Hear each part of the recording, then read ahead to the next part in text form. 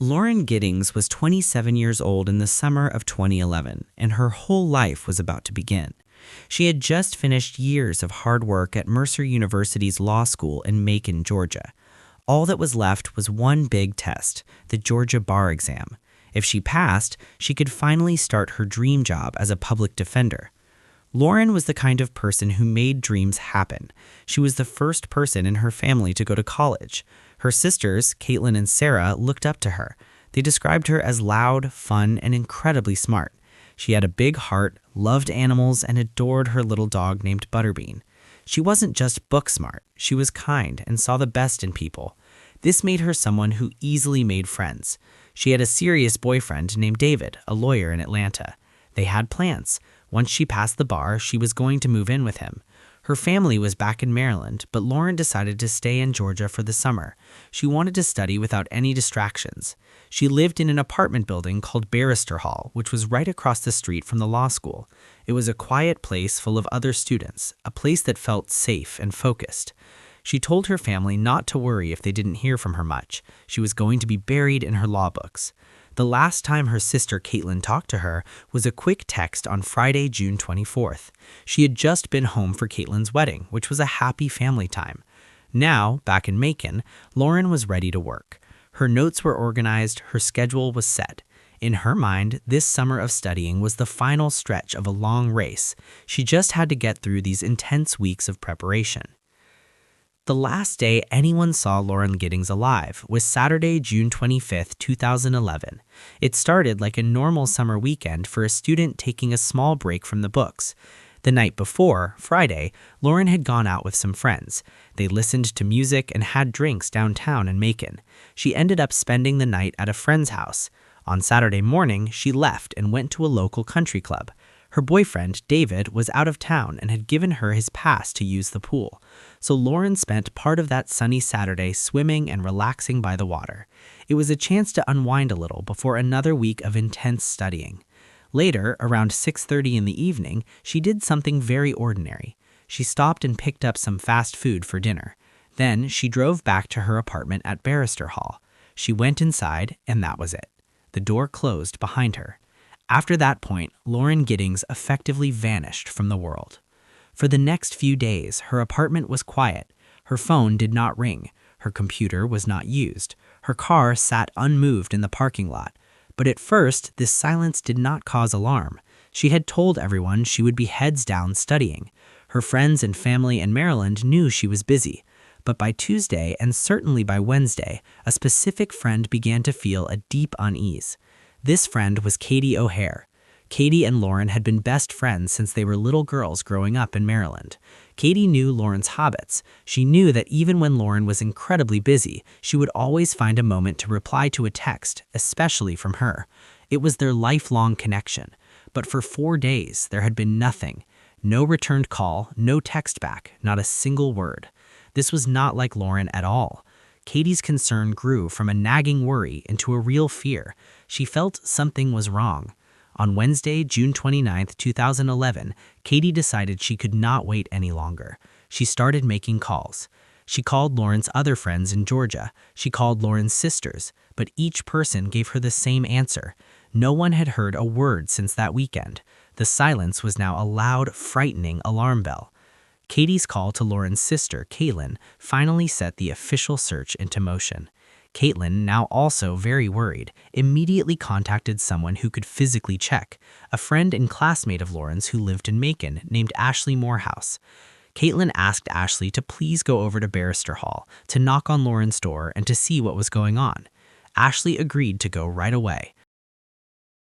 Ashley Morehouse arrived at the Barrister Hall apartments that Wednesday evening with a growing sense of dread. The first thing Ashley noticed was Lauren's car, a 2004 Mitsubishi Galant, parked in its usual spot. That meant Lauren likely hadn't gone on any trip. But when Ashley knocked firmly on the door of apartment 201, there was only silence from within. No footsteps, no call to wait a moment, nothing.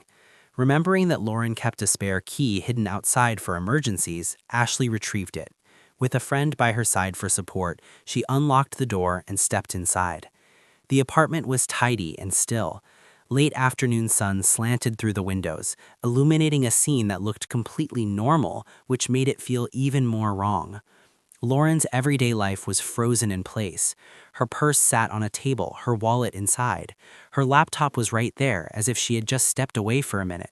Her car keys were nearby. Textbooks and study notes for the bar exam were organized on her desk. Nothing was overturned or disturbed, but the most telling object was Lauren's cell phone. Ashley found it, its screen dark and battery completely dead. They plugged it in to charge. When it powered on, the truth became clearer and more frightening. The last call, the last text message activity on that phone was from Saturday, June 25th. 4 full days had passed with no contact from Lauren to anyone. At that moment, the worry solidified into something more serious. Ashley Morehouse picked up her own phone and dialed 911.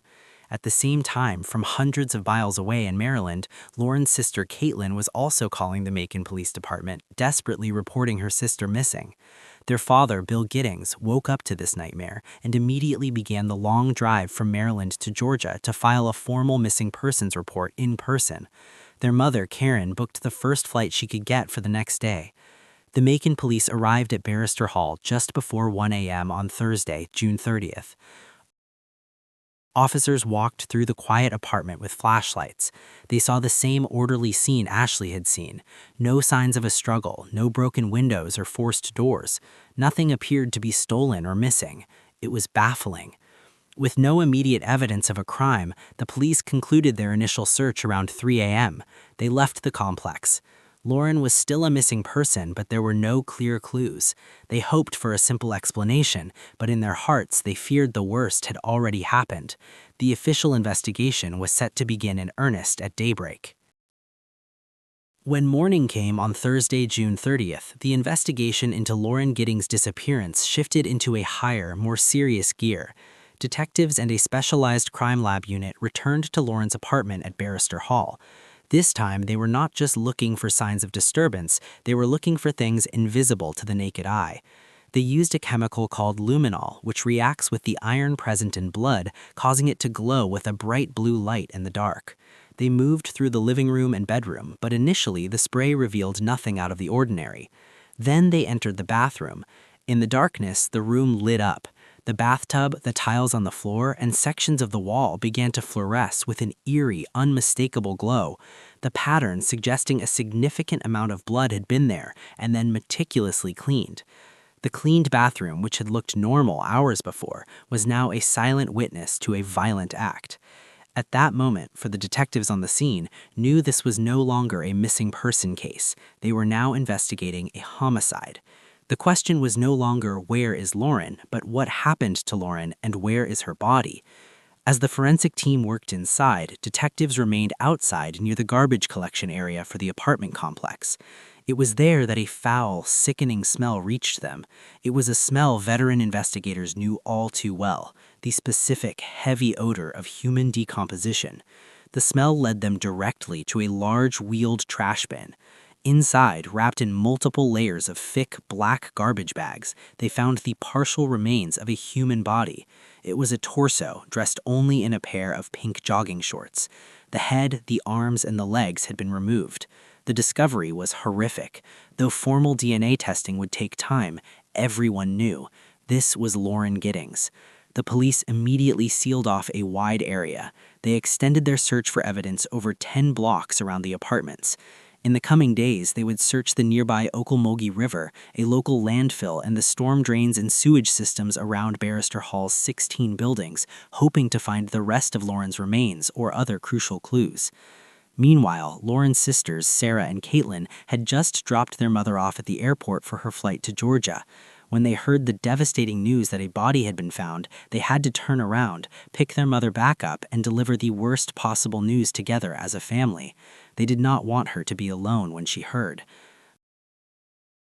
The discovery of the body turned the Barrister Hall apartments into the center of a media storm. Local news crews descended on the complex, their satellite trucks and reporters filling the parking lot. They interviewed residents, trying to piece together the story of the missing law student. In the middle of this frenzy, one young man was particularly noticeable. He was tall and lanky with a mess of frizzy brown curls. He was Stephen McDaniel, a fellow law school graduate who lived right next door to Lauren. A reporter approached him for an interview and he seemed willing, even eager to talk. He spoke about Lauren in a specific way, using the past tense. He said things like, "Lauren was my neighbor, and she was a very nice person." He told the reporter he had been with Lauren's friends when they first entered her apartment. He offered a theory, speculating that someone could have snatched her while she was out for a run. He was talkative and analytical, like someone discussing a legal case study. He seemed genuinely worried. Then, the reporter shared a piece of information that had not yet been widely broadcast to the public. She told him directly that a body had been found. Stephen McDaniel's reaction was instant and total. His face went completely blank, all expression drained away. His eyes widened and he seemed to stop breathing for a second. He managed to mutter a single word, "Body?" He then physically stumbled backward, turned away from the reporter, and wandered over to a nearby curb. He sat down heavily, putting his head in his hands, seeming to be in a daze. This dramatic shift was caught on live television. After a few minutes, he composed himself and came back to finish the interview. He breathed heavily, his voice shook, and he tried to cry, though no tears appeared. He said he couldn't imagine who would hurt Lauren. He also mentioned, seemingly helpfully, that Lauren had told him she was scared because someone tried to break into her apartment just a few days before. For the detectives who were now intently watching this news footage, McDaniel's performance was a glaring red flag. His shock at the news of a body seemed overly dramatic, even staged. From that point forward, Stephen McDaniel was no longer just a neighbor being interviewed. He was the prime suspect. With Stephen McDaniel now firmly in their sights, the Macon police moved quickly. They had already noted his odd behavior and his reluctance to let them search his apartment earlier. Now, armed with the evidence from the news interview and the discovery of Lauren's body, they brought him in for questioning. At the police station, McDaniel was a different person from the one who had spoken so freely to the reporter. He sat almost perfectly still, in a kind of trance. He answered detectives with only yes, no, or I don't know. For 2 hours, he was nearly silent. When detectives were out of the room, he would stare straight ahead, motionless. The officers pressed him. They mentioned finding condoms in his apartment. This was important because McDaniel had previously told people he was a virgin, saving himself for marriage. He now gave a strange explanation. He said he had broken into the homes of a few classmates and stolen the condoms from them. This admission gave the police a legal reason to hold him. They arrested Stephen McDaniel on burglary charges. This arrest allowed them to keep him in custody while they built their murder case. The next day, on July 1st, police executed a full search warrant on his apartment. What they found inside painted a terrifying picture of obsession and premeditation. They found the packaging for a hacksaw. In the building's communal laundry room, they found the hacksaw itself. Forensic tests would soon match it to the packaging and, more critically, find traces of Lauren Giddings' DNA on the blade. In his apartment, they also discovered a blood-soaked sheet, later confirmed to be Lauren's blood, and a pair of her underwear. Perhaps the most chilling finds were on his computer. His search history revealed he spent hours looking at Lauren's social media profiles and LinkedIn page. He had saved hundreds of her personal photos onto a flash drive. Even more disturbing, the history showed he would often look at these pictures of Lauren while simultaneously watching violent, brutal pornography. Police also recovered deleted video files. These videos were shaky and dark, showing the interior of Lauren's apartment filmed from outside her window. McDaniel had confessed to detectives he used a long wooden pole with a camera duct taped to the end to spy on her. The videos were time-stamped, and some were from the very night Lauren was killed. The police also found a master key that could open every apartment door in Barrister Hall. This collection of evidence, the saw, the key, the digital stalking, revealed a campaign of fixation that had been going on for a long, long time. Stephen McDaniel wasn't just a neighbor who snapped in a moment. He was a stalker who had planned and watched, waiting for an opportunity. Faced with a mountain of physical and digital evidence, Stephen McDaniel's legal options collapsed. To avoid a trial and a possible death penalty sentence, he accepted a plea deal in April of 2014. As part of the agreement, he provided a detailed written confession to the court, recounting the events of that June weekend. In his own words, he described waiting until the early morning hours of Sunday, June 26th. He knew Lauren was asleep. Using the master key he possessed, he silently unlocked her apartment door and let himself in. He was wearing gloves and a mask. He walked through her dark living room and stood in her bedroom doorway, watching her sleep for a period of time. He then moved closer to her bed. As he did, he stepped on a floorboard that creaked. The sound woke Lauren up. In the darkness, she saw the masked figure in her room. She reacted not with a scream, but with a firm, angry command, "Get the fuck out." It was then, McDaniel claimed, that he lunged at her. He grabbed her around the throat with both hands. A struggle followed, and they tumbled from the bed onto the floor. During the fight, Lauren's lower body became wedged underneath the bed frame, trapping her and preventing her from kicking or escaping. In the struggle, she managed to rip the mask from his face. When she saw who it was, her tone changed from anger to desperate pleading. She said, "Stephen, please stop." He told the court he continued to strangle her for what he estimated was 15 minutes until she stopped moving. Afterward, he dragged her body from the bedroom into the bathroom and placed it in the bathtub. He then left, returning to his own apartment next door. He claimed he had not gone there to kill her, only to watch her, and that the murder happened because she woke up and recognized him. He spent the rest of that Sunday acting normally, logged onto his computer. Then, on Sunday night, he returned to Lauren's apartment. In her bathtub, he used a hacksaw to dismember her body. He placed the parts into separate black garbage bags. Over the next 2 days, he scattered these bags in different dumpsters around the city of Macon. He placed her torso in the dumpster at their own apartment complex on Tuesday, June 28th. He believed the regular garbage collection had already happened and that the evidence was gone forever. This belief was why he was so shocked during the news interview. The trash truck was late, and the torso was still there when police smelled it. His confession also revealed his motive. Lauren was planning to move out of Barrister Hall soon. McDaniel, who was also moving out, was devastated by the thought of never seeing her again. His obsession had reached a point where he felt he had to act before he lost access to her forever. He said that in the days after, as he helped search and spoke to reporters, he was in a dreamlike, delusional state, pretending to himself that she might still be alive. His cold, step-by-step account provided the horrific details that completed the timeline, but for Lauren's family, it was a painful and gruesome narrative they would never be able to forget. The legal process reached its conclusion on April 21, 2014.